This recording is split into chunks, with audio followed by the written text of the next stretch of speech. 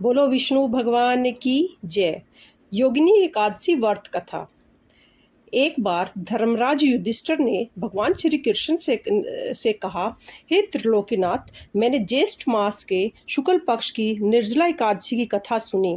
अब आप कृपा करके आषाढ़ माह के कृष्ण पक्ष की एकादशी की कथा सुनाइए। इस एकादशी का नाम तथा महत्म क्या है, सो मुझे विस्तार पूर्वक बताएं। श्री कृष्ण जी ने कहा, हे पांडुपुत्र, आषाढ़ माह में कृष्ण पक्ष की एकादशी का नाम योगिनी एकादशी है। इसके व्रत से सभी पाप नष्ट हो जाते हैं।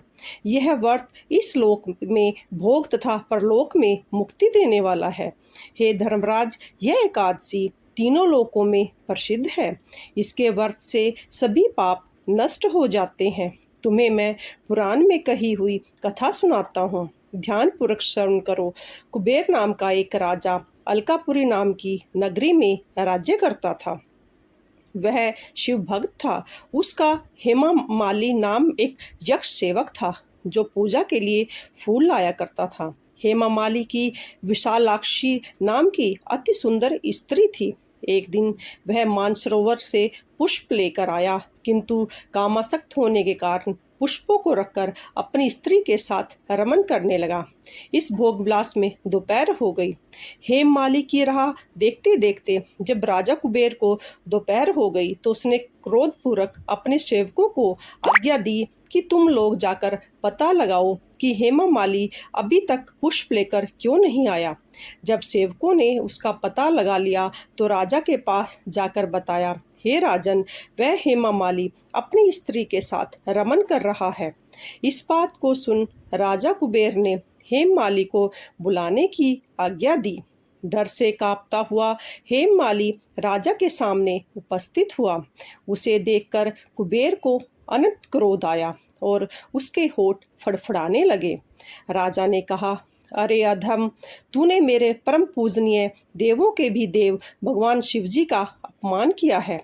मैं तुम्हें श्राप देता हूँ कि तू स्त्री के वियोग में तड़पे और मृत्यु लोक में जाकर कोढ़ी का जीवन व्यतीत करे।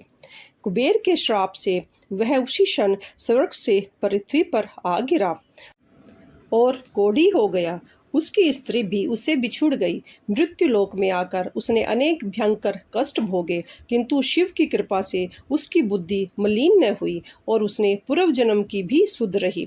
अनेक कष्टों को भोगता हुआ तथा अपने पूर्व जन्म के कुकर्मों को याद करता हुआ वह हिमालय पर्वत की तरफ चल पड़ा। चलते चलते वह मार्कंडेय ऋषि के आश्रम में जा पहुंचा। वह ऋषि अनंत वृद्ध तपस्वी थे। वह दूसरे ब्राह्मणों के समान प्रतीत हो रहे थे और उसका वह आश्रम ब्रह्मा के की सभा के समान शोभा दे रहा था। ऋषि को देखकर हेम माली वहां गया और उन्हें प्रणाम करके उनके चरणों में गिर पड़ा। हेम माली को देखकर मार्कंडेय ऋषि ने कहा, तूने कौन से निकृष्ट कर्म किए हैं जिससे तू कोढ़ी हुआ और भयंकर कष्ट भोग रहा है।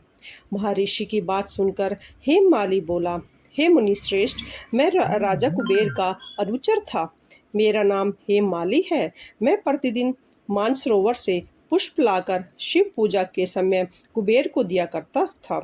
एक दिन पत्नी सहवास के सुख में फंस जाने के कारण मुझे समय का ज्ञान ही नहीं रहा और दोपहर तक पुष्प न पहुंच सका। तब उन्होंने मुझे श्राप दिया कि तू अपनी स्त्री का वियोग और मृत्यु लोक में जाकर कोढ़ी बनकर दुख भोग। इस कारण मैं कोढ़ी हो गया हूँ तथा पृथ्वी पर आकर भयंकर कष्ट भोग रहा हूँ। अतः कृपा करके आप कोई ऐसा उपाय बतलाएं जिससे मेरी मुक्ति हो। मार्कंडेय ऋषि ने कहा, हे हेम माली, तूने मेरे सम्मुख सत्य वचन कहे हैं, इसलिए मैं तुम्हें उद्धार के लिए एक व्रत बतलाता हूँ। यदि तू आषाढ़ माह के कृष्ण पक्ष की योगिनी नामक एकादशी का विधि पूर्वक व्रत करेगा तो तेरे सभी पाप नष्ट हो जाएंगे। ऋषि के वचन सुन हेम माली अति प्रसन्न हुआ और उनके वचनों के अनुसार योगिनी एकादशी का विधि पूर्वक व्रत करने लगा। इस व्रत के प्रभाव से अपने पुराने स्वरूप में आ गया और अपनी स्त्री के साथ सुखपूर्वक रहने लगा।